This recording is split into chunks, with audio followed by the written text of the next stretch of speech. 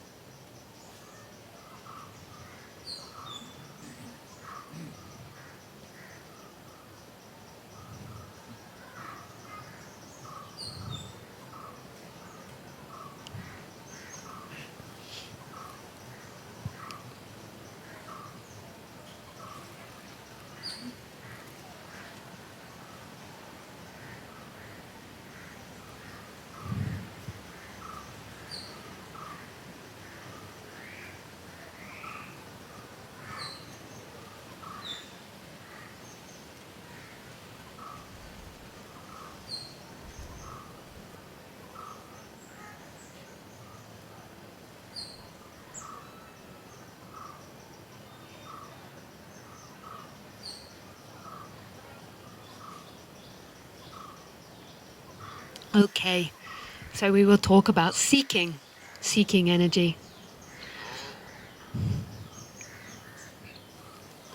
So, so you most probably heard about the concept of seeking from lots of speakers before, and it's talked about a lot in spirituality.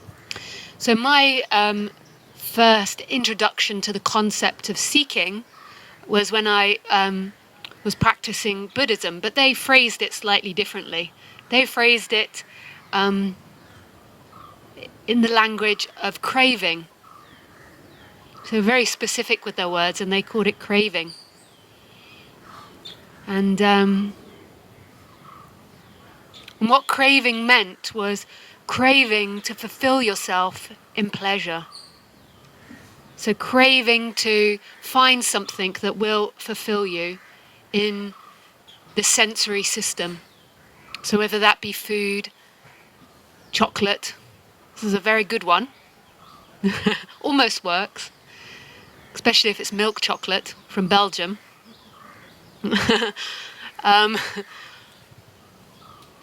Whether it be through sex or relationships,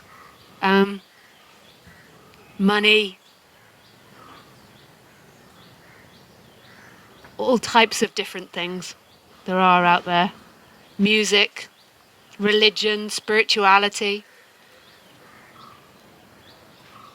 the intellect. And they call that craving. Our body as mammals is naturally programmed to move towards pleasure. So we move towards eating Belgian chocolate rather than cow dung. So it's not implying that you should riddle yourself with pain and that you should not go for pleasure. We're set up to move towards pleasure. That's love, that's beauty. To move towards pleasure. That's the natural flow of life. That's how God speaks through us, is to move towards pleasurable sensations. Craving, however, is the belief that that pleasurable sensation will one day make you feel like you've arrived home. And this is when evil sets in, when people begin to do evil things, and when people begin to hate themselves, hate their environment, because a desperation is put in play. So it's craving. So craving isn't a movement towards pleasure. It's like a deep craving that your body, your sexuality will fulfill me, that conquering a nation will fulfill me, that having more money than my neighbor will fulfill me. And this is when you will do anything to get it. And why? It's not because the pleasure is so great. Pleasure is nice, but it's not that great. It's that you believe that you'll find what you truly look for in that pleasure. That you'll find love. That's really all that you look for, is love. But that is a very big carrot, to really believe that if you get enough money, you will be loved. This is huge. This is huge. And that you will feel like you're at home. To really believe that game. And you will do anything to find love. You will sell your soul to find love. And if you look at stories, I love stories, and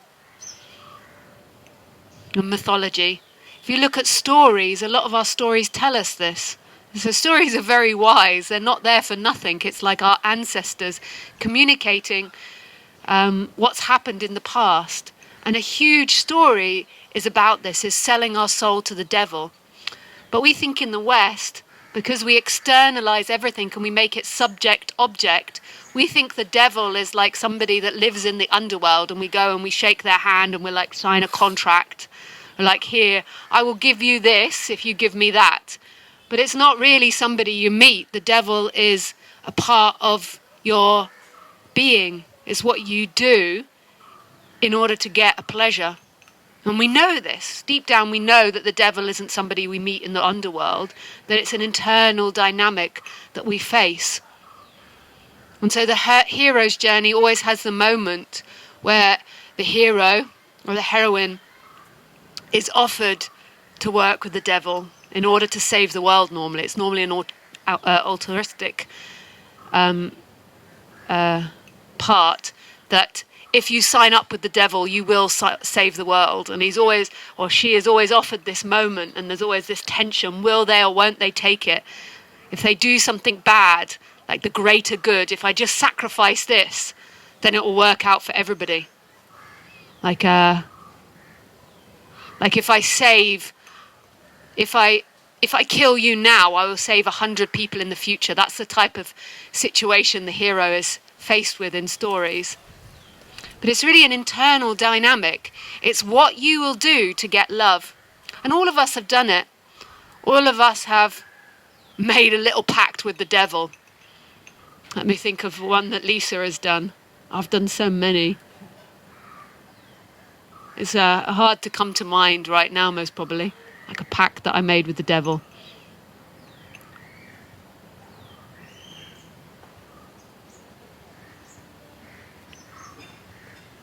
Well, one pact that I know that I made with the devil was giving my body away in order to receive love from another. I'm sure that a lot of women can relate to that, or maybe not, maybe it was only me.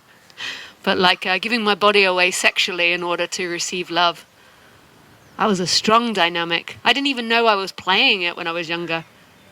Like, I just thought that's what women did. You had sex because the other person wanted it and you were meant to want it, but really I didn't want it. And that's terrible to do that to somebody. That's so uncompassionate to have to make love with someone when you don't want to. Not only to yourself, but to the other person in order to get their love. You're conning them. It's a con.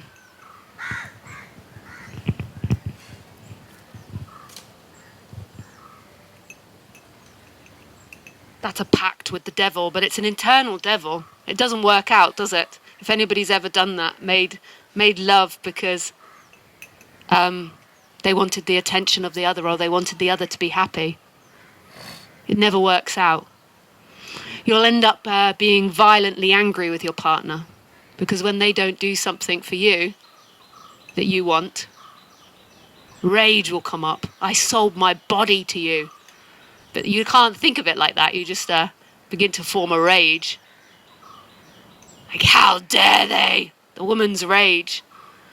They left their underwear on the floor. But it's really not about that. It's about the prior actions that you've done in order to get their love. And now they leave their underwear on the floor with skid marks.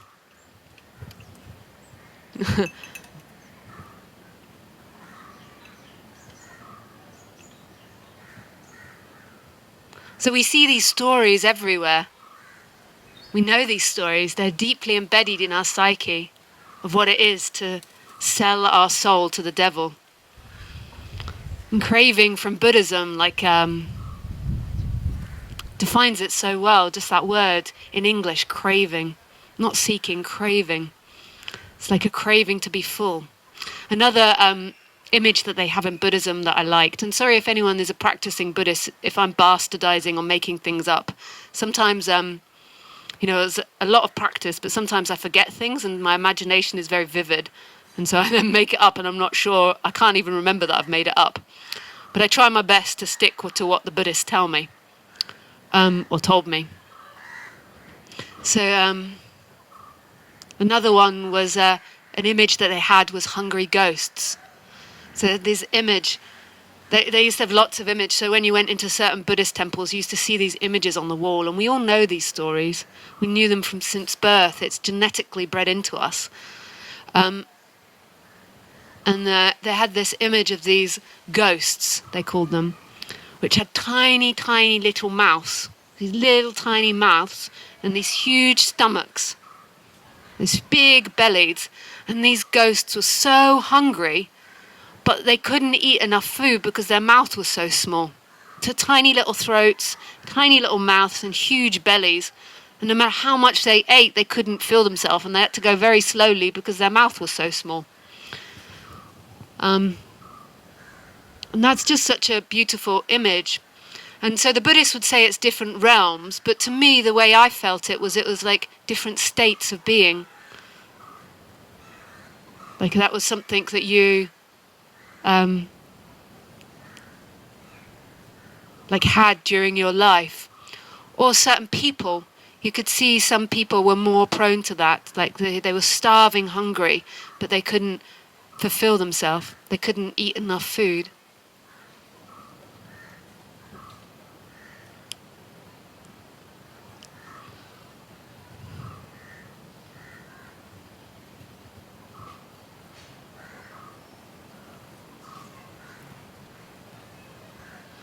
So in non-duality, the way I was taught it as a word called seeking, the seeker. I was also taught it as the illusory self. And I'm a bit of a tart with words. So in England, a tart means you can either have a jam tart. So it's like something you eat. It's like this pastry thing with jam in it. It's very tasty, lots of sugar. Or you can have a tart, which is somebody that sleeps with lots of gentlemen or sleeps with lots of women. So I say that I'm a tart with words sometimes, as in like I jump around from different terminologies and different ways of phrasing it. I listened to many different speakers and was influenced by many different cultures and philosophies. And so you'll hear me jumping around. I don't stick to anything for too long. I'm also a triple Gemini, and Gemini are known for being fickle, like they move a lot. So dependent on the day that you see me would be dependent on the way that I'm speaking about it. And this is what I love about non-duality, is that there is no dogma, there is no right way of speaking about it. So you can't be like, but yesterday you said this, because there's no fixed dogma to non-duality. It's not concept, it's not a religion, it's not something we can all sit here and believe in. It's a way. It's like beyond our mind and beyond our stories. So in non-duality, the way I was taught it was seeking, or this illusory self. So if I go from seeking, the way that they taught it in seeking was that that when you separated from life, when you became an individual entity, when you divided from everything that was, there was a part of you that was missing, like you lost something. Because you felt separate, you felt divided from everything, you felt incomplete. And then a seeking dynamic formed. They also called it like a separate self, like an illusory self. And this seeking dynamic is always looking for happiness in time. You're always looking for something that will complete you in time, that one day you will arrive at that something.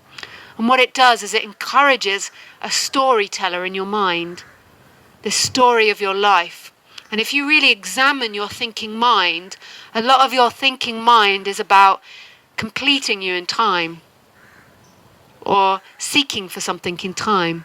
You might not be aware of it, because maybe your mind is in a lot of like negative thinking.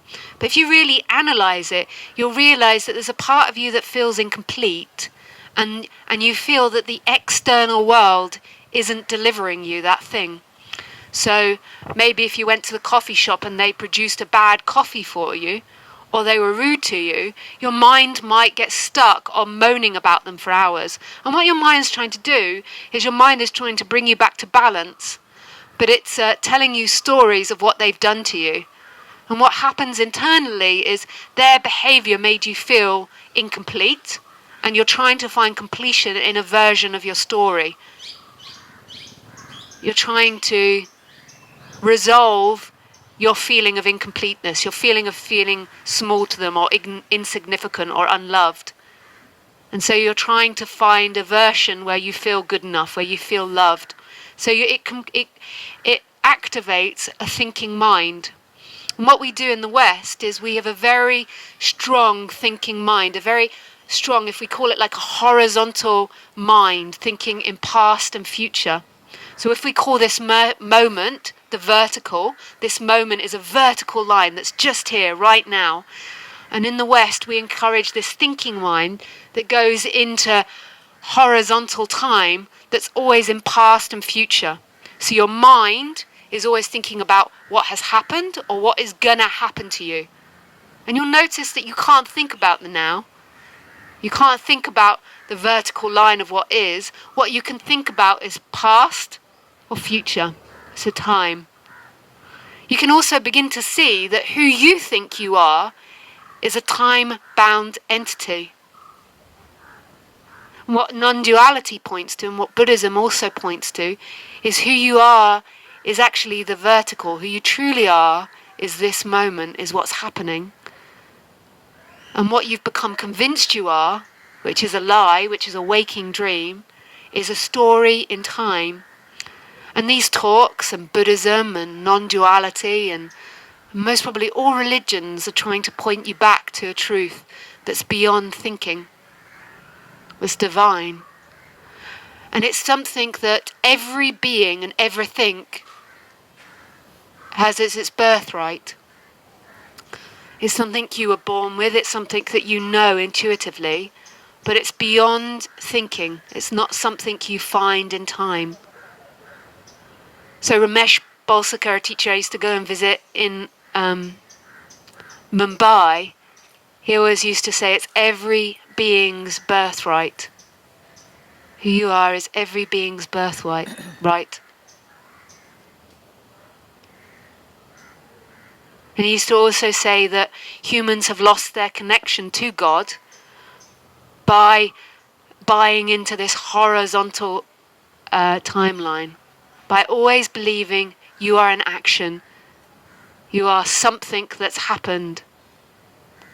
So if we go now more into this non-duality teaching, so you can begin to ask yourself, who are you? So that's what they're really into in non-duality. So Ramana Maharshi is famous for the question, who are you?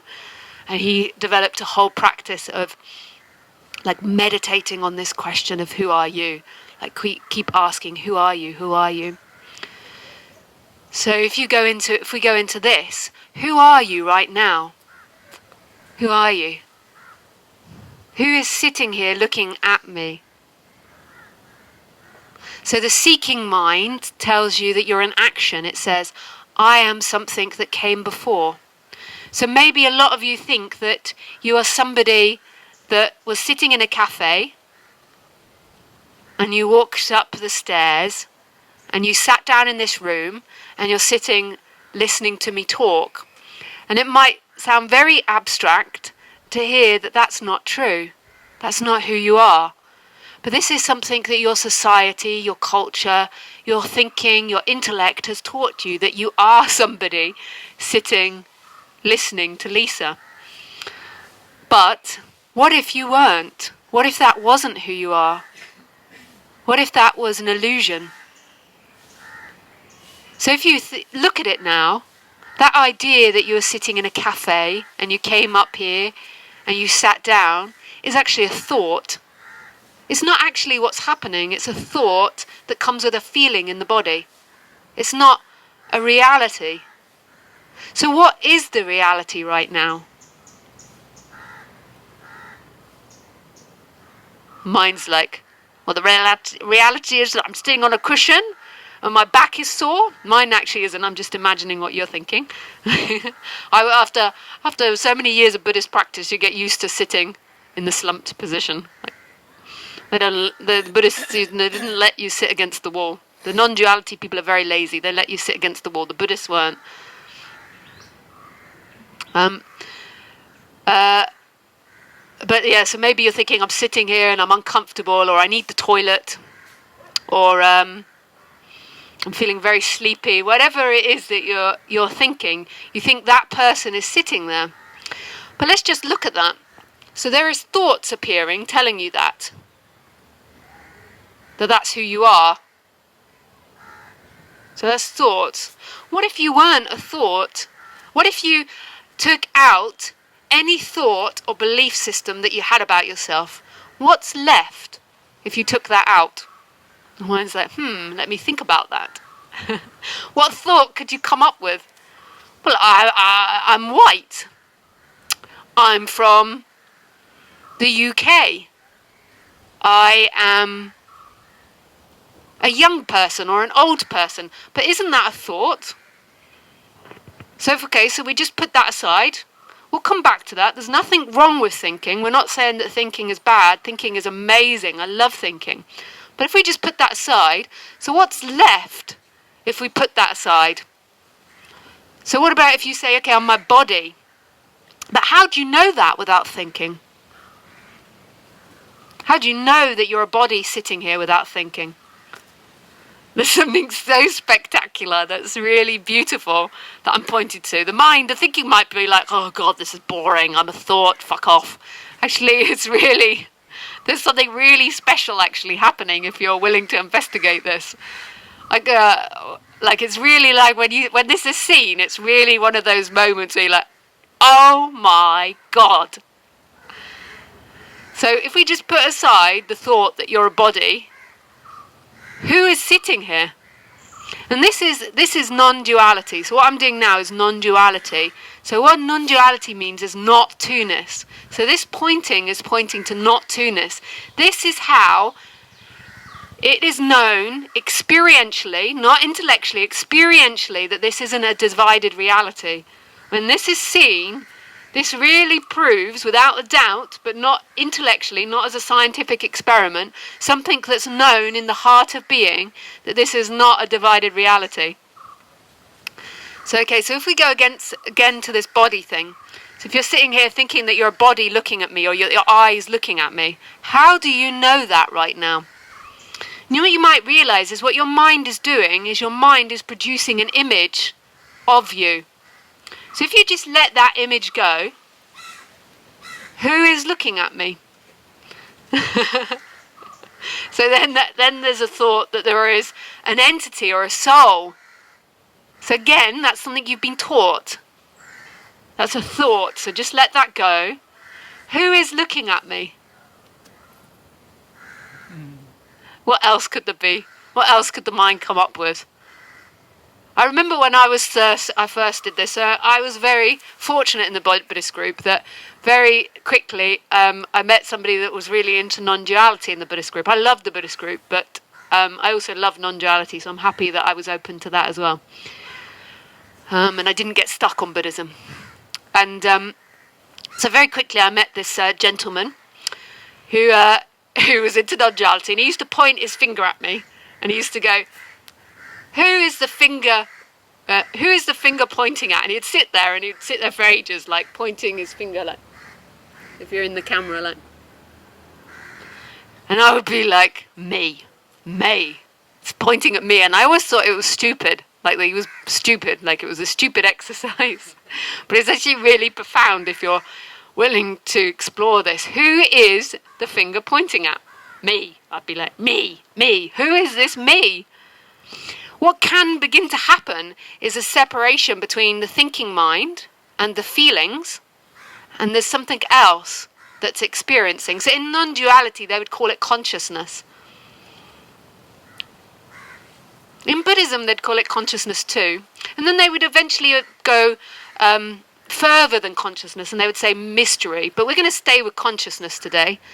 So they'd say there is this consciousness, and this consciousness is not bound by anything. It has no limitations on it. And this consciousness is conscious of thinking, it's conscious of the feeling, it's conscious of the emotions, and it's conscious of the body. And what happens is that, I just have to put this in between my leg. So what happens is that the thinking mind and consciousness and the body begin to like hold on to each other, and it feels inside of you that you are conscious as a person, but actually this consciousness is prior to the person, and that you as a person aren't actually alive. I know that sounds really weird, but it's really wonderful that you aren't actually alive, that you're an appearance that's happening. And that your suffering has evolved from believing that who you are is a person moving in time. And actually who you are is this consciousness that's beyond the person. And this consciousness is not limited. Your suffering comes from believing you're a limitation. This consciousness is everywhere. Everything is consciousness. It is unlimited. It is unbound. It's only present here. It's not stuck in time. It didn't come from the past. It's right here, and it's everything's birthright. Everything. And this isn't intellectual. This is experiential. So this isn't something I'm teaching you in time. Like, I know it sounds like I'm teaching you in time, and there's one part that's teaching you in time and helping you in the time, helping the person in the timeline to relax. But then there's something that's teaching you beyond time. It's teaching you about something that's here, that's really miraculous and special. And this isn't something you can buy. This isn't something that you can sell your soul for, even though you've been trying in the human world to sell yourself for it. You've been trying your best. You've been like, I'll give you a bit of this if you give me a bit of that. And it never worked. You kept getting more and more desperate. This is something that's just here. And it's yours, all yours. But not yours as a person. So let's look at this consciousness. So it might be like the mind, the thinking mind is like, what's she talking about? And it's trying to find something. But this is beyond the thinking mind. So let's look at consciousness. So, like, respect to anybody that's listening to this in their second language. Like, I really respect that. I'm currently learning French, and I'm still just can't get into different tenses. I mean, like, I'm still just in the first one tense. Like, I can't. So listening to this, apparently in French they don't have the word consciousness. I might be wrong, but apparently that doesn't really translate, or awareness. It does. Laurent, who used to translate my talks, always used to say it doesn't quite work, the word consciousness. Sorry? Oh, consciousness, it's awareness that doesn't exist. Okay. So I'm going to try and talk about awareness and consciousness. So in English, we have lots of different ways of calling consciousness and awareness. Okay. So we could say something like, I was unconscious that I was being rude to you. So it's like I'm getting annoyed, but I'm not conscious of it. So in spirituality, we talk a lot about becoming more conscious of ourselves. Like, so it's like, you know, we're being passive aggressive, but we're unconscious of it. And it's part of spirituality, and I would really recommend doing this, is becoming more conscious of the personality structure. That's not the consciousness I'm talking about. It's really confusing. I don't know why we mixed up all our words, but we did. That's not the consciousness I'm talking about. However, becoming more conscious of your person is super important. It's super important. I'm still doing that. I'm still becoming more conscious of Lisa. Like, I'm still trying to work on Lisa becoming a nicer person, a more integrated person, a more balanced person.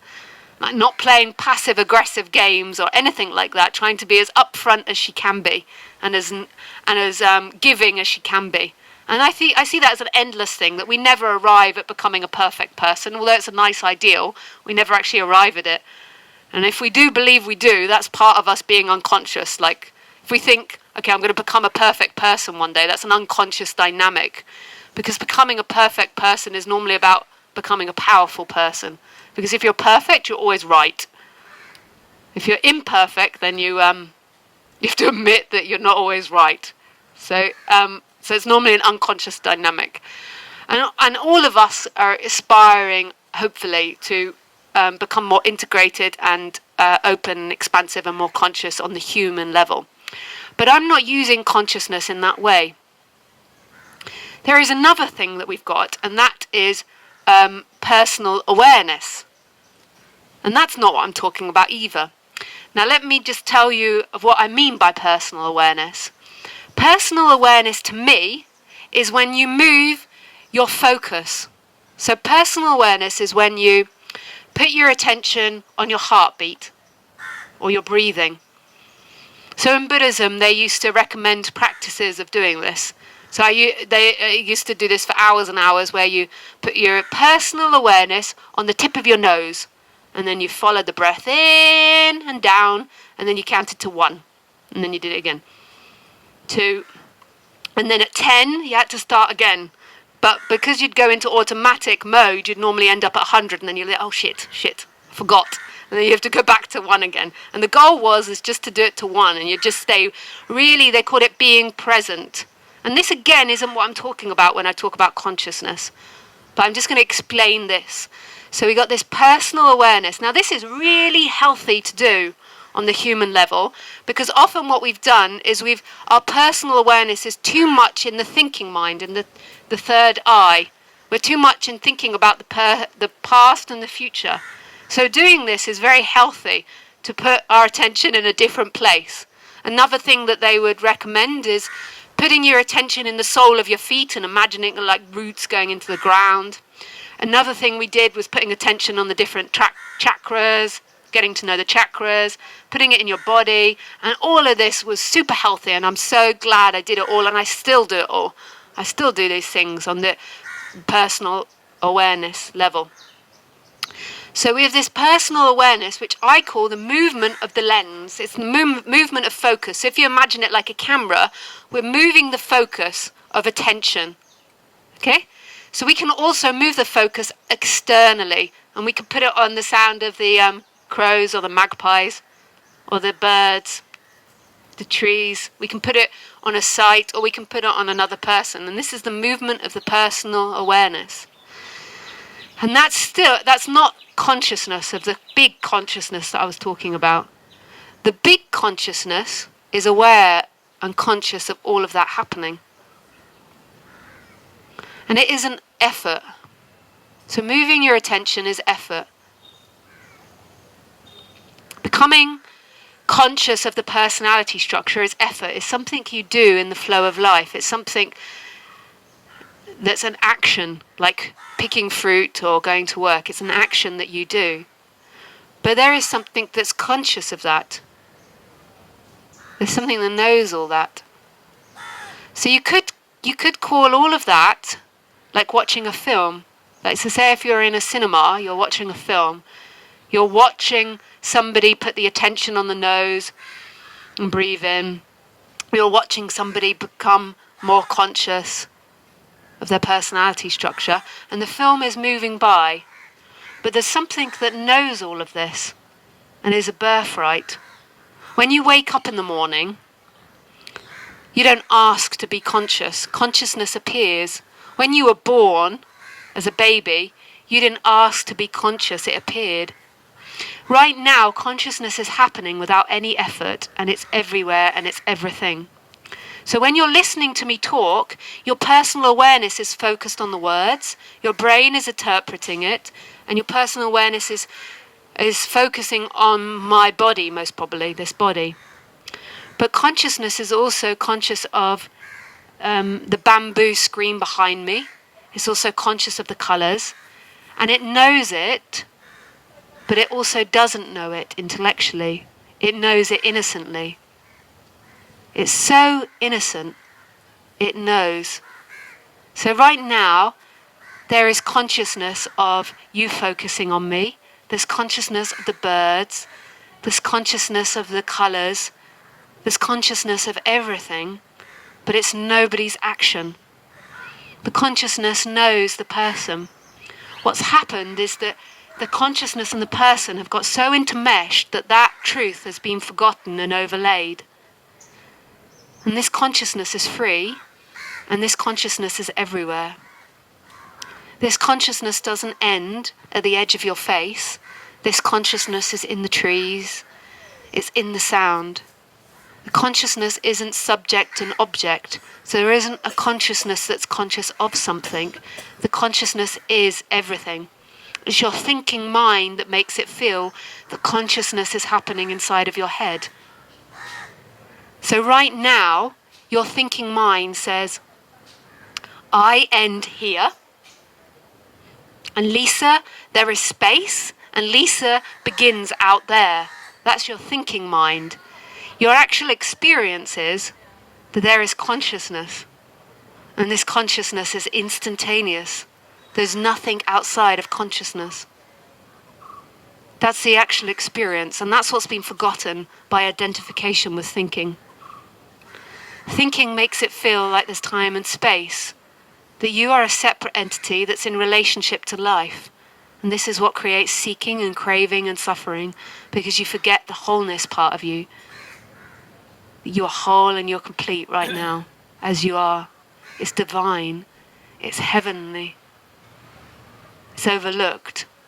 Seeking in time makes you feel incomplete.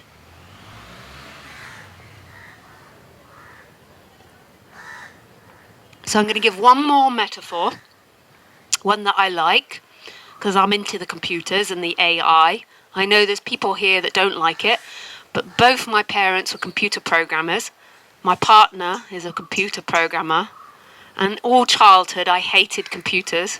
But then I fell in love with them again. I have a feeling it was because my parents liked them. I was like, But now I really love the computer. I think it's amazing. So I'm going to give us a sci-fi metaphor. Okay. And then you can ask questions. And you can, by asking questions, you help the group see where I need to be more clear. I need to give more clarity. So it's great that you ask questions. So this is one last metaphor. So a couple of years ago in Berlin, I did something that was so cool. And if you ever get the opportunity to do this isn't a paid advertisement, by the way. I should get paid for it, but I don't. This is going to go on YouTube, so I don't get paid for this. This isn't one of those in-app payments or in YouTube video payments. But I did this game. So you went into this like a big building, and you put a backpack on, and then you put these goggles on, and then you stood in a room by yourself, and your friend who you went with stood in the other room. And when you put the goggles on, you entered a virtual world.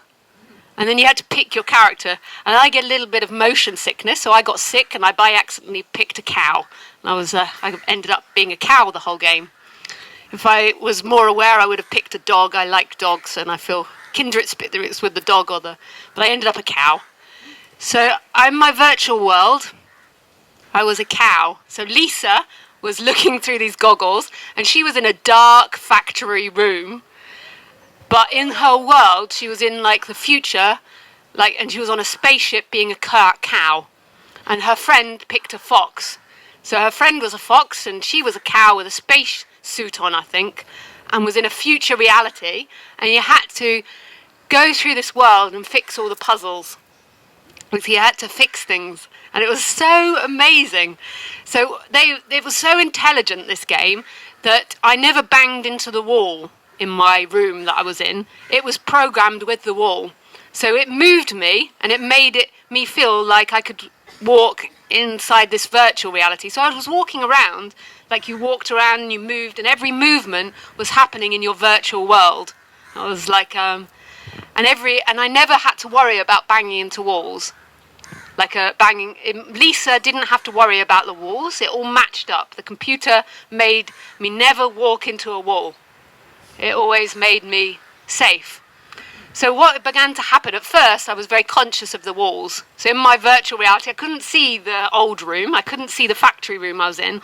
All I could see was this spaceship, was this futuristic world, and my cow hands and my fox friend. And I forgot that I was in a factory in Berlin after time. And I became super involved in this world because they gave me obstacles that I had to complete. And that, you had time, and it was like, if you didn't complete it, the whole world was going to be blown up and destroyed. So you had to complete these tasks. And I began to become very free, so I was running, and I completely forgot that there could be a wall that I ran into. I was running, I was moving, and I wasn't thinking anymore about Berlin and the factory room and what I looked like in Lisa's world. I was totally involved in being a cow in my future world. And it was very exciting. It was really, really cool. And in this world, I was concerned about falling over the edge. I was concerned about shutting the door behind me and making sure I got into the lift, and I didn't break the walls of this virtual reality. Like maybe somebody more smart than me would have tried to jump off the edge, but I stayed within the boundaries. Like I just played in this world. I didn't try and jump off the edge or break through the lift door or anything like that or kill my partner. I just fitted in with the rules in this virtual reality, and it was so much fun. And we had to run around this world, and the more and more time I spent in this world, the more I invested in this world, the more I got involved, and I forgot about Lisa. And I forgot about what Lisa had to do that day or what was coming up. I was just concerned about my cow and being a cow. And it was really fun, and I loved it. And then eventually we succeeded, and apparently we did very well. I don't think it was down to me, it was down to my fox friend that was very good at these games, but I jumped on board and we did very well, and we got a certificate afterwards. But and that lasted for half an hour. Imagine if that lasted for like 500 years. Would I still remember Lisa? Would I remember that I was Lisa looking through these goggles? Or would I be totally involved in being a cow? And what would my cow look like if I, or not look like, but be like if I got totally lost in being a cow? Like, I abided by the rules. I don't know why I did, and why I didn't go and kill myself, but I abided by the rules. Even though I knew it wasn't real, I fitted in and did it. But what would have happened to my cow character if I really began to believe my cow and that world was real and that I was born a cow and would die a cow, and I totally forgot about Lisa and this bigger perspective? What would begin to happen to my cow character? What would form? You can imagine at first the cow, like a child, would have this childlike innocence. It would be all full of wonder. It would be like really excited, like woohoo! And it would really enjoy being alive, and it would be like woohoo, like opening the door would be miraculous, shutting the door would be miraculous. You can imagine in the beginning, simplicity would be enough. Like that would just be really exciting, a bit like what my dog is like. My dog is very into simplicity. Opening and shutting the door is very exciting to my dog. Going near the food cupboard is excited. My dog is a little spoiled. She sometimes gets liver pate. Buying liver pate in the supermarket. She knows what I bought. I buy it. She's tied up outside. I come out and she is very excited. The very simple things are excited. Getting out the lead is very exciting for her. She's super excited to be alive in everything.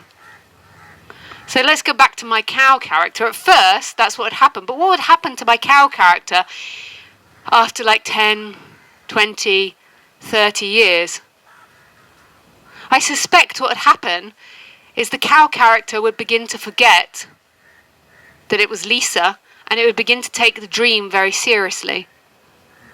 And the more seriously it took the dream, the less risks it took, and the more it began to rely on the thinking mind. Like this is safe, and beginning to identify with what happened in time. And I would suspect that the cow stopped being its playful, useful self, and it started investing in the story and investing in the cow life, what it had done, where it had been, and getting more and more involved. And eventually I suspect what would happen is I'd completely forget about Lisa, and I would just be totally involved in being a cow, and I would be cut off from a wonder, from a mystery.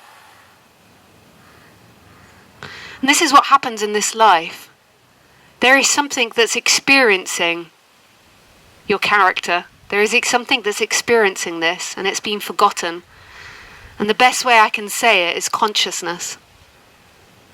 So if you imagine this AI explanation, there is something looking through these goggles, and what's happened is you totally believe you're the character inside the dream, but there's something that's experiencing this dream, which is really magical and special and innocent. And it's everything's birthright, because there's consciousness, right? There's consciousness happening. It's everything's birthright, and it's here right now. But you only ever find it here.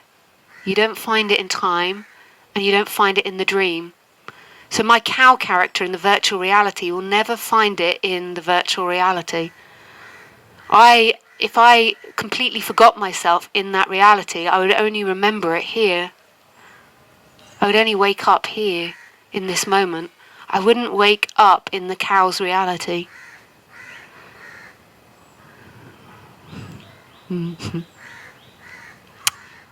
But okay, so that's enough of me speaking and doing all the metaphors. So now you can ask any questions and we can talk about two different things. I can help you in the dream. So in your cow dream, but it's a human dream, in your human dream that's going in time, I can give you advice and I can give you tips in how to relax the person, the cow, the person, the character. And then I can also point to something that's beyond the cow character, that's happening right here, right now. And I'm open for doing both. So you can either ask about problems in the dream, or you can ask about something that cannot be asked about. So you have to take a microphone, though, so everyone can hear you, because it's actually hard projecting your voice here. Even though it's not that big a space, it's hard to project. So does anybody have any questions?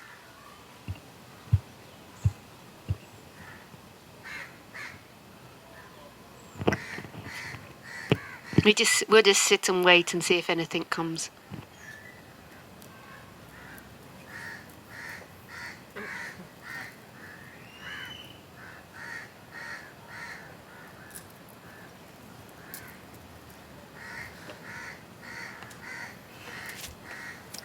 Yes, Belgium. Yes. Check. Thanks, Alanga. Check. Yes, thank you. Can you talk about the retina not being able to see itself and consciousness? Is that the experiencing of What do you mean, the retina? the eye? Yeah. You cannot see your own eye, right? Yeah. So you cannot experience consciousness. Is that No. right? On the thinking. So what happens when waking up is there's different stages that seem to happen, but then eventually you begin to realize there's no stages. And one stage is that your thinking mind, so the personality structure, feels like it looks round at consciousness and that it can see consciousness, but it's still a divided mind, because actually the thinking mind can only be looked at. It can't look at consciousness. So just like your eye can't look at itself, it's the same. The personality structure and the personality can't know consciousness. So this isn't anybody that wakes up. So it's more intuitive then. It's an energetic movement, right. actually. So what happens is energy identifies with the thinking mind, with the personality structure, and it's the letting go of that, and it's the way it is. Because right now, there is consciousness looking at me. Your personality structure isn't actually looking at me. Your personality structure is interpreting me in time. What looks at me is consciousness.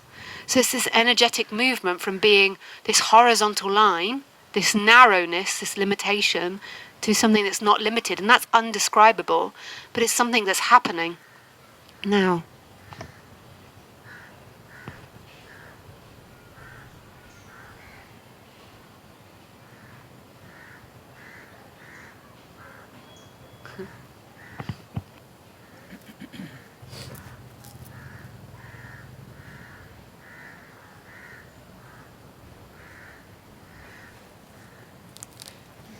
Yes.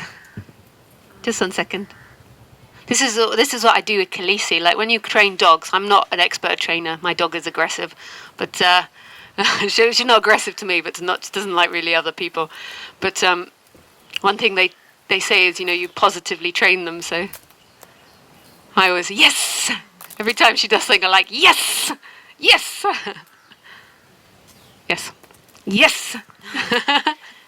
So I'm watching this shift of the energy. So like I'm more observer now than before. Like I'm more observer now than I'm in my personal energy. But you also said that you still person and sometimes you still watch these programs or whatever personal is coming. So I would love to know what is the, let's say, percentage when we are more in this, like the observer place or space, and when we are like, let's say, falling down again to the personal energy, and how to be, more balanced in this process. Well, could you tell me, can I just ask you some questions first? Alango, could I have a tissue, please? I'm sorry for you to be I just have a runny nose. Thank you. Oh, Emilia's got a tissue, thanks. Thank you. Thanks. Could I ask you the question?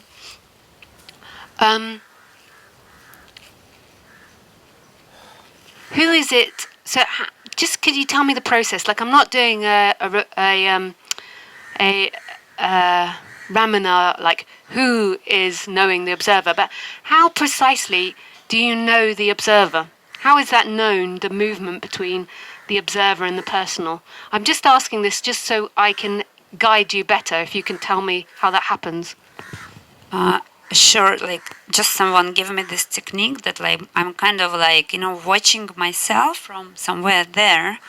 Like feels like I left the body and I'm just watching Yana doing this, crying, smiling, or like watching the programs. She's still operating this all dynamics, catching herself. But I'm watching it from somewhere from there. And do you see the body? Do you see your body moving? Yeah, I see. I think I see, yeah. Okay.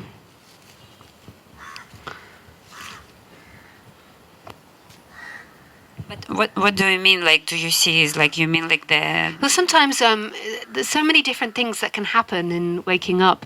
So Roger Castillo, who was another teacher of mine, he used to tell me a story, and I apologize, Roger, if I'm bastardizing the story. So I might be getting this wrong, so don't quote me on this, but I try my best. So he used to he said one day he was walking back from the beach, and this awakening happened where suddenly, to him, he called it awareness. So the awareness suddenly popped out of the body and was looking from outside at the body moving. And suddenly, and then it popped back in again. But in that moment, he profoundly knew that who he was wasn't a thought, an idea, wasn't the body, that he was an awareness that was beyond that. So I would call it consciousness. So I'm just wondering what happens to you if it's like your. So he said that the awareness or his consciousness, the big consciousness, popped out and was looking at his head, was looking at his face move, and was watching him walk. And I just was wondering how it was happening for you. I think I'm just in the very beginning of this process because like I just got this technique from one of my teacher, and I'm like training myself to watch me but from another space. Yeah. But no, it's not what you just described. It's not like this. Yeah.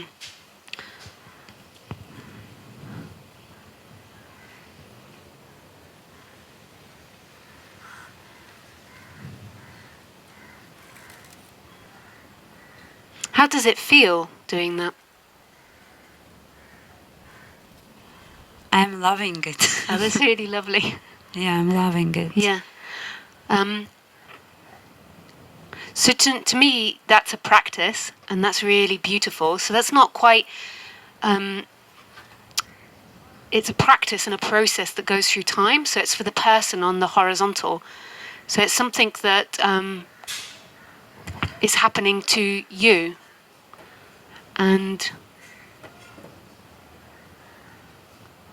what you think you know as consciousness is actually still not consciousness. There's still something that's conscious of that. So there's still something that sees it. But what's happening in your personality structure is there's a de-attachment happening from your thoughts, your feelings, your ideas, and this will be really helpful, I assume, as long as it doesn't go too far one way. Like if it goes too far one way, you might become too cut off from emotions and from the body. But at the moment, it sounds like it's being super beneficial. It's like you're beginning to see that what you think isn't true, what you feel isn't true. It's not truth, I mean. It's true in the moment, like if you feel sad, that's what you're feeling, but it's not truth. It doesn't mean that there's somebody out there making you feel sad, and it doesn't mean that's a reality of life. It's like a feeling that's coming. So it's true to you, but it's not truth. But when some sad moment happening or whatever, is it important to leave fully this or still observe from there and disconnect from the emotions or feelings which I'm experiencing? I don't jump know. in that space? I would assume that it's better to ask the teacher that gave you that practice, because I never did that practice. But from my imagination and from being in this subject a long time, I would suspect that what your teacher is trying to do is he's trying to disidentify you to an extent with thoughts and feelings and everything, which is helpful for a period, but there comes a period where you have to re-embrace feelings and thoughts, but it's like a re-embracing them, but seeing them for what they are, that they're not truth. So your feelings aren't depicting the truth of reality, they're truthful for you in the moment. So at the moment, it's like you're going one way, you're disidentifying from something. But then there'll be a stage where you've got to re-engage with feelings, and you've got to love feeling sad. Like it's like rather than trying to get rid of them, it's like totally embracing them.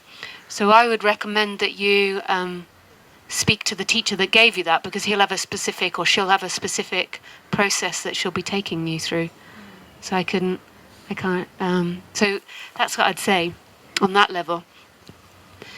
But in all of that, there's two things that I would like to point out of is that firstly, all of that that's happening is a happening, and it's not actually a separate entity that's doing it. So that feels like it's you that's doing it, but it's actually a play that's happening. And there's something that knows that's beyond all that. And that something that knows it has never been affected by life, but yet is everything in life. And those are the two things I would say to you. But you don't need to try and take that board on the human level, like it's something that will become apparent. Thank you.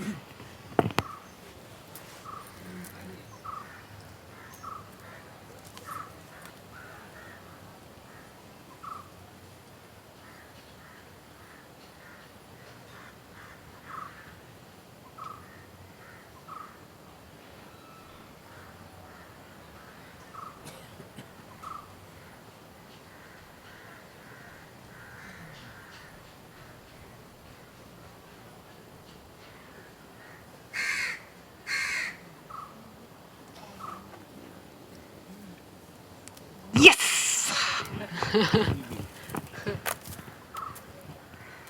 So, I don't like hearing my voice in the... Oh, I love it. Oh, It's so easy. When you're a public speaker, having a microphone is so easy. yeah, but hearing my own voice, Yeah. like who is talking to who, or I don't know. It's a very nice voice, though. You're very blessed with a nice voice. Like my voice is doubled. Yeah, yeah. The feedback. It's like slow motion. I wanted to go back to this, where you were doing that thing, Yeah. exercise. I don't know what was there before, or it was something like, who is pointing the finger, and this question is like, who is seeing it and who is looking at it, and I felt like, oh, fuck, it's so annoying, like. That's how I used to feel. Huh? I used to feel like that too. Yeah, With this but one.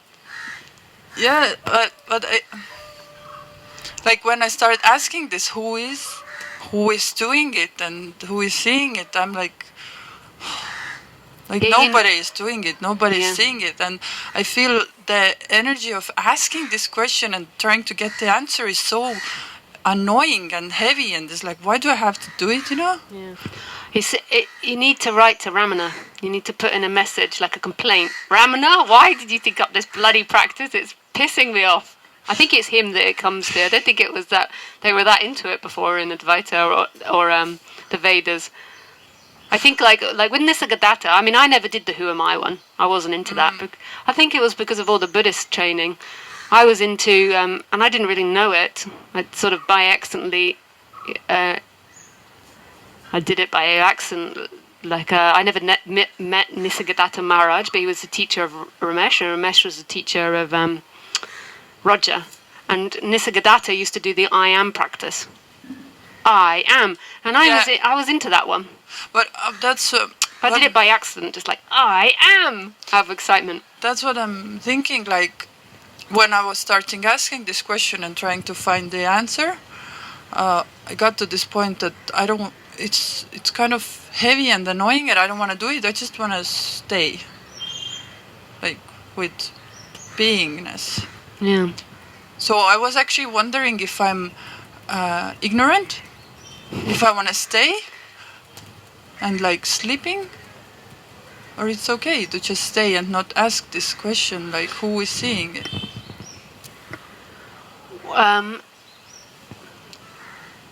So, what does your body feel? So we're now going to come down to the body. We're going back to the human world. So what does your body feel? So when I just think of like this question and like who is what is the question? Oh, yeah. I get like that too with people. What is the question? They'll go 10 minutes and then they look at you like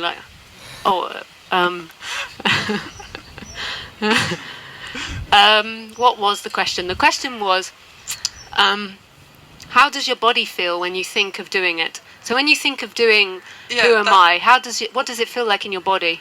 Like you say you feel pissed off. Like how does it make? No, like it's more like if I ask this question, like who sees this, my body? My answer is like nobody. Like there is no thing. And when I keep asking, then I get this annoying feeling like, why would I need to even ask this question? Okay. Like, because I get the answer that there is nothing, and that's it. Okay. And, Okay, this is good. So tell me, when you feel this annoyance, where do you feel that in the body? it's like a brain thinking, like, why do you think? So the annoyance is felt here, or is it felt all over the body, or can you pinpoint it? Sorry if you can't. Yeah, well, I can. I just have to go there. It's all over. It's just in general like this kind of heaviness of a thought. Right. Okay. And do you feel this in other areas of your life when you think that you have to do a task?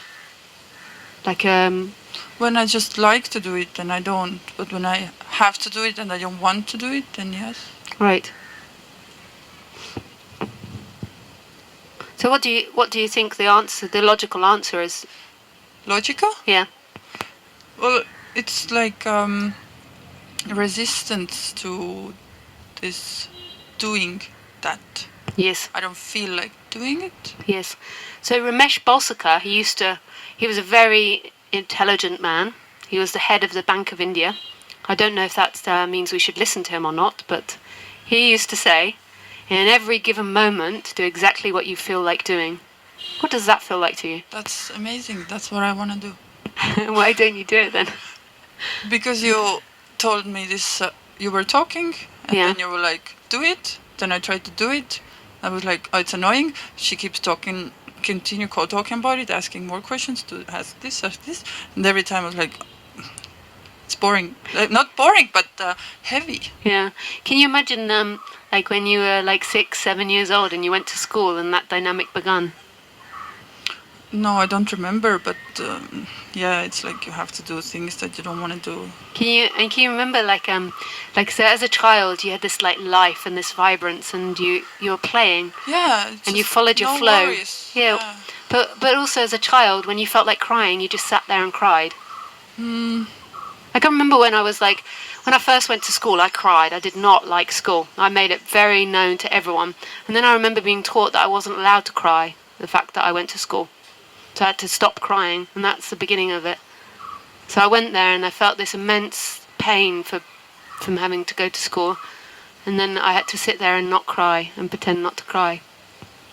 So if we look at the child cries when it feels sad, it screams when it feels angry. What do we do as adults? Yeah, we tell them to do something else, to calm down. Or We begin to live in a mental reality of ourselves, yeah. which is really good, the fact that we've got a mental reality. So when it's somebody's funeral, like we were at a funeral and we see there's all these people mourning, we can intellectually understand that it's not a good idea to go for a pee-pee on the coffin. So like a dog might not know that, so a dog, if it's at the funeral, it might suddenly be like psst, and then everyone would be upset. So we intellectually understand these things, and we understand the rules of our society. And that's good, that we understand these things, that we abide by laws. Even now I feel heavy listening to your words. Yeah, I get that sometimes with people. I just want to shut up everything. I just watch or be or, you know. Yeah. Oh. That told us. Yeah. I don't know. That's So- great that you just acknowledge that. So But yeah, you had the confidence to just say it and just to feel that. yeah, I still don't know if I'm being ignorant or I'm allowed to just You are. avoid doing these exercises and just stay. Yeah. You are. You've always been allowed to do what you want. It's like this is the great contradiction of this life. You can tell me to stop if I'm boring you. It's okay. No, Upwards- you keep talking. So, forgot. I don't think you're boring. No, if it's boring, I don't mind. It's okay because I mean, some people find it boring, some people don't. You know, some people are sleeping, some people are awake. You're allowed to do exactly what you feel like doing. But this is the great thing about being human, is that we don't have free will, but we feel like we have free will, and that's what makes us feel free. So if you feel like laying down now and falling asleep, you can. And it's a process of just going back to this natural way of being rather than a mental way of being. So it's you are allowed to be in resistance. Just recognize it all. And you're allowed to dislike this and be in resistance. Just recognize that that's happening. Just know it. Know thyself. And that's okay. That you don't want to do this and you feel pissed off about doing it and annoyed. It's okay to be annoyed. You know, it'd be much better for you to stand up and be really fucking pissed off than it would be to suppress yourself and sit and listen to me. Like, to really get up and be like, motherfucker, I fucking hate this. It's actually relaxing for everyone else as well. When everyone's their self, it's much more relaxing. But if I have a resistance to something, like for example doing this exercise, like a small, you know, annoyance resistance, Yeah. does it mean that there is some ego in me not wanting to see something? Yeah. But that's, but it's like, what you have to come back to is, so it's like that metaphor of dancing the dance. You have to totally relax into the dance. What you're doing is that you've had many years of being taught to be someone, so you're living in being somebody. And what you're trying to be is you're trying to go on top of that and beat the ego and be this spiritual person that beats the ego and doesn't do it. But actually, you've got to sink into it. So first of all, you've got to act out all your fucking pissed offness with God for doing all these things that you don't like. Just like sinking back into it. The way you find home is right here. But then comes to this movement towards pleasure and or pain. Like if I'm annoyed about something, then I choose to just sit and listen. I don't know, be. Yeah. You know, Yeah, you can just... it's like these two choices. Like either watch the annoyance or just walk away and do something pleasurable. Yeah, the walking away and doing something pleasurable, I suspect, won't work if you're annoyed. I suspect the best thing for you right now would be to stand up in front of everyone and act out your annoyance, or to go off by yourself and act out your annoyance, like a child. Repressing it or stopping it will make your body feel uncomfortable. Like when I went to school, I wanted to cry and they stopped me. It then got stuck in my body. But I'm only annoyed when I put my attention there. Right now I'm not annoyed Yeah. because I'm not doing this thing. No, you're not annoyed, but there's some part of you that's cutting off your natural flow. Yeah. Yeah. That's like cutting it off and making you sort of stay up in this more mental world. Yeah. But I can't talk you out of that. Yeah. Like you disappear in yourself. That's so kind of weird to say, but you disappear from being truly yourself on the human level. I disappear. Yeah, you disappear when you're yourself. Which I? The The personal human, I yeah, the personal you. is disappearing. When you're yourself. So like when you imagine dancing the dance, Yeah. when you just become the music, like let the music dance you. When you just become totally that character. Yeah. You disappear and then all there is life.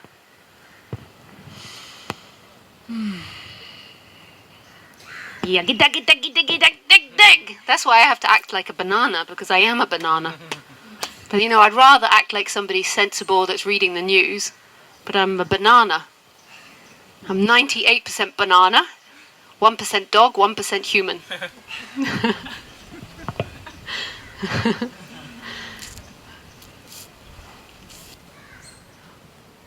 Woohoo! You can feel it in your body, like when I'm talking to you. There's like a restless energy, like you want to be driving on the back of a motorbike.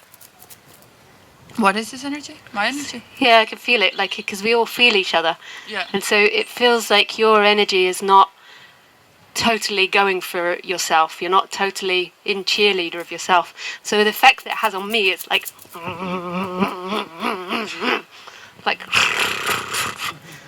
like it makes my body like hyperactive. Like Yeah. I might be a horse then. Might be because I'm on these cushions.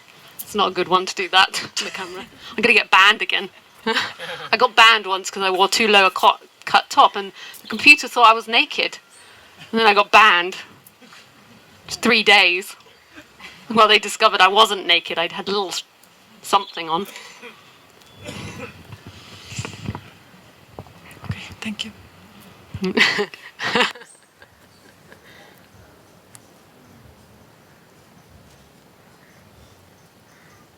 You can feel it when you're with people. Like we're always picking up each other's energy.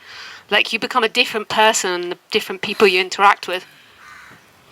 And we have people that we interact with and we get on with better, and people that we're more or less attracted to. But you can always pick up people's energies, and people's energies are always changing. I remember with Tony Parsons. I don't know if any of you have heard of Tony Parsons before. I remember one time somebody was asking him. Sorry. I like language, and I love the way we describe things, like my nose is running. Like, where's it off to? It's running.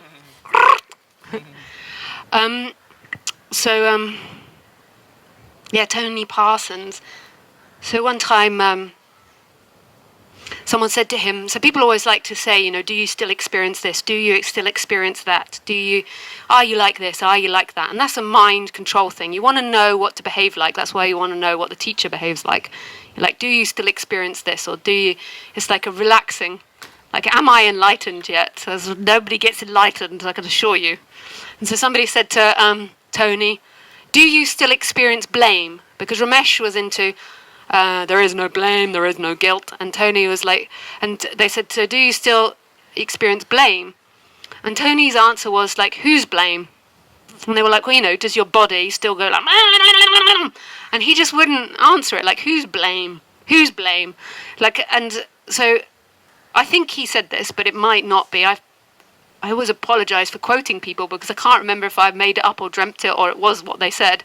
I think he said, like, you know, if I'm at the train station and there's somebody standing in front of me and they're, like, blaming, whose blame is it? Like, who's, like, so if you're standing at the train station and somebody's blaming train conductor for the train being like, and being like, "Meow, meow, meow, meow, meow, meow, meow, meow." Whose blame is it? It's like, if we're in a room full of angry people, you think the enlightened person won't take on the anger. So if we're in a room, we all sat downstairs, and there was 10 of us, and everybody, 9 people were angry, and there was one person that isn't angry. And everyone's like, that person that's not angry is so enlightened, motherfucking cunt, who do they think they are? And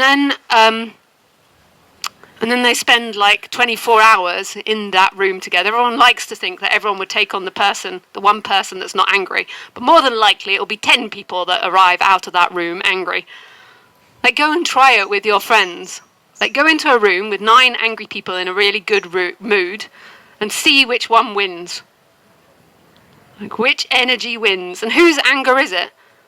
Like, so if the one that wasn't angry begins to get angry, the one that wasn't angry can begin to say, it's your anger. I'm not feeling anger, I'm picking up your angers. But then it's like, whose is it? Because they picked up somebody else's anger too. So where does it start? It's like the chicken and the egg. Whose anger is it? Whose? It's a good experiment. It's just that in the West we don't talk about these things, about picking up people's energy, because that's all like a trippy dippy stuff. My mum went to she's not into this subject, and she went to a meditation and self-help group, and the lady said that she'd had 3 previous lives, and my mum liked the meditation, but she's like, I'm not into that mumbo jumbo. In the West we don't speak about these things of picking up other people's energy, but I assure you, if your partner is angry, you will begin to come angry if you spend enough time in their room, and then eventually you'll be like, you're angry and I've got your anger. And then you'll be angry with them, but you'll still be convinced it's their anger. And then you'll blame them. It's your anger. You've done this to me. I was happy before. I'm enlightened, and now you're making me angry.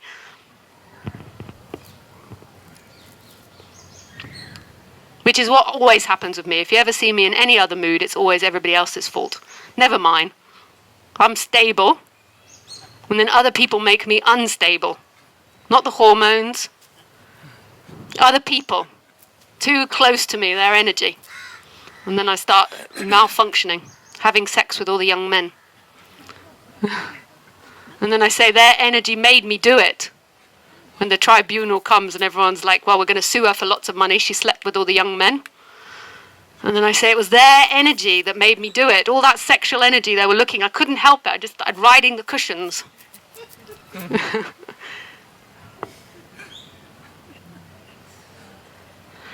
Always somebody else's fault, never mine.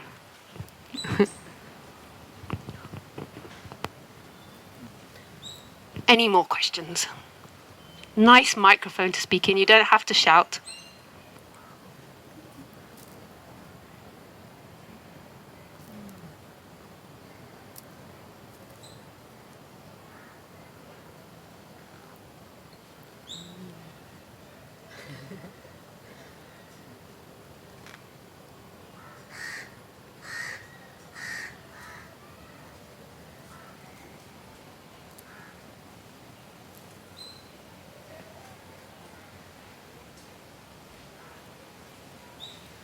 We're going to give it to Elango if nobody has a question. We're going to give it to Tamil Nadu, which apparently I learned today is the most intelligent state. It was Dr. Elango who told me this. Yes. Yes.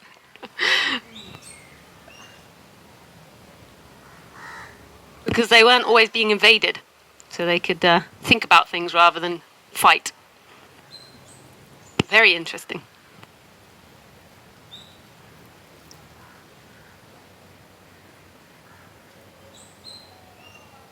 Okay.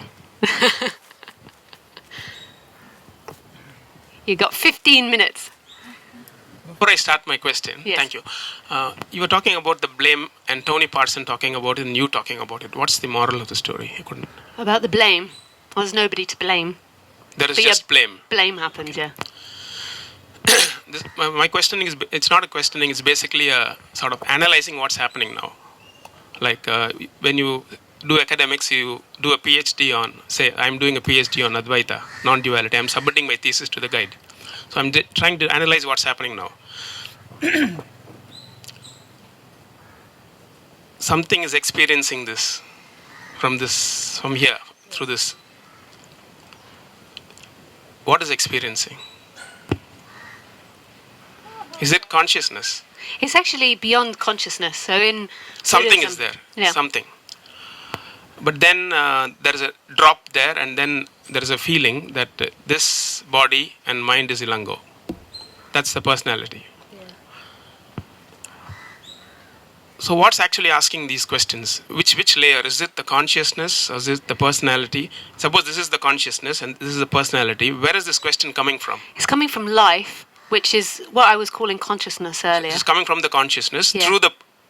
through the filter of the body mind. Yeah, so you'll Through ask Ilango. in Ilango style. You won't start asking like a geisha from Japan. Okay. Unlikely. Okay. But anything's possible. If you go to Japan, probably. Yeah, and if you really wanted that to be a geisha. But Yeah. I don't sense that you do. Okay. So consciousness is asking this question through the filter of Ilango. And enlighten, and there is a feeling that, if it is consciousness asking through the filter, then why is it that this person feels that this person is asking this question?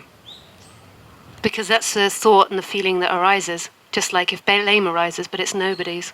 It's And beautiful. it arises after the action happens. Yeah. It captures the past and says it's Ilango. Yeah. But in the present absolute moment, there is only action. Yeah. And that's consciousness. Yeah. So this is why you know yourself when you completely sink and surrender into yourself. And It's not about getting out, about looking from outside or getting out of anything. The answer to life is life. So it is what's happening. So life is happening through the consciousness, through the filter of Ilango. And after this moment is over, the personality captures the past moment and says, Ilango, you did it. And that's the energy feeling. So is enlightenment when this energy is cut off? The difference between Ilango and Lisa, when Lisa answers, the capture is not there. The capture from the past is not. That link is cut off, then enlightenment And happens. then the personality goes bonkers. Meaning? The personality changes. Goes bonkers. It's like short circuits. Like, It becomes better. oh, depends on what you judge better as. I mean, from the experience that we have had with you, that you have said that over the past 10 years, 8 years, Well, I'm comparing it in like empathy and niceness because I like those two qualities. but most of the masters have become better, sort of, after they become enlightened. I mean, that's what the history of humankind has shown. From Depends Buddha, on what you judge it by. we are the seekers and we judge the teachers, and So the we teachers judge have it become by more refined. if we judge it by goodness and empathy, then I would say that my personality's expanded more towards Yeah. that. Like No, there's just a sense of wanting to give. Yeah. There's a natural, but I feel like that's the human's way. But if we judged it in sense of profit and production and breeding and So we're not children, talking that. maybe not so good. So this enlightenment is, so the definition of enlightenment is that in Ilango this capture is happening, there it is not happening. So actually in the body mind of Lisa, this contraction is gone. That is why we call you enlightened. Yes, but I don't like to say that. But you have to label it as something because you've already labeled Yeah, consciousness. but I would rather just be nothing. But there is something there. Yeah, but I'd rather just be nothing. But there is a personality living inside Yeah, that but I body. don't want to get into being enlightened or not enlightened. I see that as like a trap. No, I am not actually glorifying the guru. Yeah, but even the idea of the I'm trying to- energetic contraction's gone I'm in trying to me. find- Like it's like a pointless thing to even No, think about. for me it's very important. No, It's not about you Okay. or about Gurudam or worshipping you. No, it's about me becoming expansive. So, how does this? Is there a possibility of this capturing of the past moment and claiming that it will happen by itself? Yeah. And you don't need to think about these things. Just leave it. Yeah, you Let don't go. because that doesn't matter. What matters is what's happening right now. That the breathing's happening, the bum on the seat, the looking, that the colours are happening, that my voice is happening. Now, why? None of that is you. The personality comes in and says, "I'm listening to Lisa. I'm sitting If that here." is but not who? me, if this voice is not me, this 50-year-old history of Ilango is not me, then what is me? Yourself. It's so brilliant, this, because it's every other religion is about time, is about getting to something. And what's so brilliant about this is you only find the answer in yourself. But then the question is who is yourself? Itself. Just now you said that it is not the Ilango, the Yeah. personality, but it is also that. Well, yeah, it is, because of the personality is also the vertical. You Horizontal. don't find that. No, Personality is horizontal. well, it's also kind of, they meet in the middle. Yeah. Like, So I am the personality plus it's this. like totally, on the personality level, you have to totally be yourself, and then you stop acting. You stop trying to be someone. It's just being yourself, whatever that might be. In every given moment, do exactly what you feel like doing. That's Ramesh's way of expressing it. So my true self It's is like dancing the dance. It's surrendering to what's happening now. The thing is you've got all these ideas. You think, if I just do what I feel like doing, I'll be a bad person, I'll do bad things. I don't think you will. I think that all humans' natural way of being is to give, just like the tree gives. like Hitler. I don't think he was in his natural way of being. But you said all human beings and will do Natural this. way of being. Mussolini. I think that Hitler's actions came from being identified from hate. In every given moment, do exactly what you feel like doing. No, I'm not. I'm doing that. But the I that I am is this moment, which is inclusive of the Ilanga also. And the enlightenment part is when the There's a sense of surrender. doership There's a goes away, and there's total surrender to the moment. Yeah, doership, It's contraction, gone. whatever. Roger Just keeps surrender. on repeating this. Yeah, Sense, whatever. dissolution of sense of doership. Yeah, That drops, and the personality goes on doing it, and goes about it. But Yeah. there is no claiming. yeah, That's where the enlightenment happens, and it happens by itself yeah, in the moment. yeah. The next question is there a cause and effect? You asked me for a tissue paper today. It appears that I took and gave it. Is as a cause and But effect. there is no cause and effect. It's so confusing. Just a few minutes ago, there was an example of just a go- cause and effect. Let's just go back to this, the confusion. Where do you feel the confusion in your body? Nowhere. I mean, just a question. No, you said it's so confusing. Where do you feel that? There is confusion for Well, nobody, okay. sort of. Okay, so what does your body feel like now? Perfect. Perfect. In union with the universe. That's See- Osho's definition of enlightenment, living in union. You're just asking questions because it's jnana yoga. No, I don't know. I'm just asking questions. You're just asking questions. But Because this event Tell happened. me, what does your heart feel like? Which heart you're talking about? This one. That heart pumps blood. No, but that feeling there. Feeling is wonderful. And I mean, actually, I always plexus. feel the difference between the mind and the heart is, they are the same compartments. We have divided it. When the mind becomes totally empty, you call it the heart. A thoughtless mind, I think, is the heart. We have romanticized it in spirituality Yeah. as the heart, but actually, it's sort of a faculty within me which feels. I don't know whether it's here or Ramana said here, but the feeling is Good. good, Okay. very good. It's So like just I'm come hitting the back- jackpot. Yeah, so just come back to that feeling.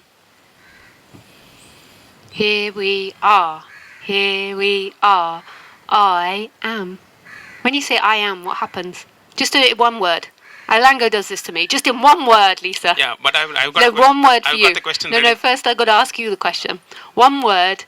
What's I am feel like? Wrong. You know why? Because I've got the question. Wrong. Because I cannot be the. See, the thing is, I felt there is only amness. Yeah. I cannot be okay. the am. Okay, one I second. cannot be the Okay, am. one second. So let's just go am. Am How does that feel? is Am. excellent, excellent. Okay, Jackpot. stop. Am. Am. I quite like I am. I am. It's I more mean exciting. subject. Okay. Am. Am sounds more like a Tamil Nadu word. Am. No, that's om. Sorry. Am. Om. No, the other word is Okay. isness. There is Is. only isness here.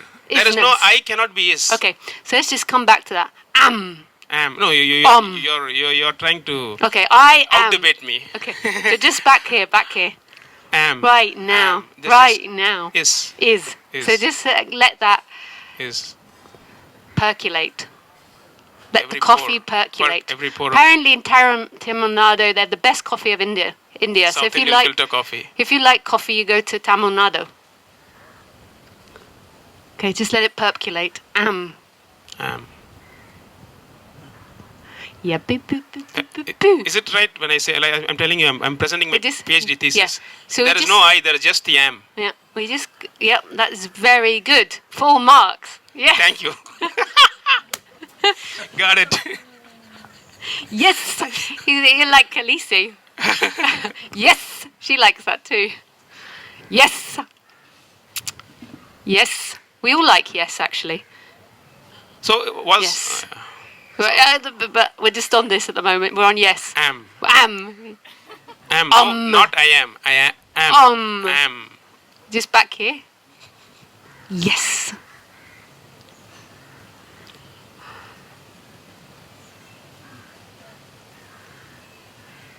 Here we are. There is no That we. wa- Only are. Ah. Am. Am. Am.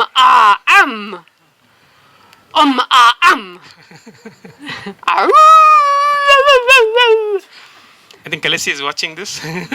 Yeah, sometimes I phone my mum, and then she puts the iPad to Khaleesi, and then I sing the Khaleesi song. And she sleeps, and she looks at me when I sing the Khaleesi song. That's it. No wag, no nothing, but she does look at me.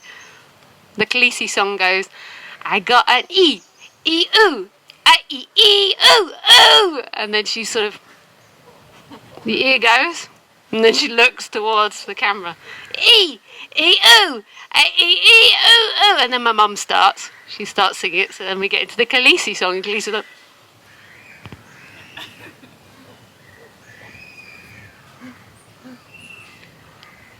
E. Do you know, ici, I think it's ici, in French means here, doesn't it? Ici, here. Which I think is really cool, because I named Khaleesi accidentally after myself, like Lisa, my friends at school. I didn't mean to do that. It wasn't a conscious narcissistic trait. It was unconscious. I named her like myself. But then when I moved to France, Issy, everyone's saying to their dogs, Issy, like here, come here, Issy. I'm like, that's my dog's name. What does Easy. the word mean? Kalesi? Khaleesi is just a made-up sound from Game of Thrones. It's the queen's name. She's like the blonde, sexy one. And I was like, wow, she's beautiful. And then Khaleesi came and I was watching it. And then Khaleesi! And she ended up like that. And it means Queen of Dragons, I think, in the story. She is Queen of Dragons. She lives up to her name. But it's kind of like Lisa. Khaleesi. Lisa. Narcissistic tendency shining through. And then here, easy. So my song to her is, we've got a here and here, a here. That's it in English translated. And she's all like, me. She likes it. And then I tickle her bottom and we walk around the house. We do like a little dance. She's like, very happy. I think that's all now.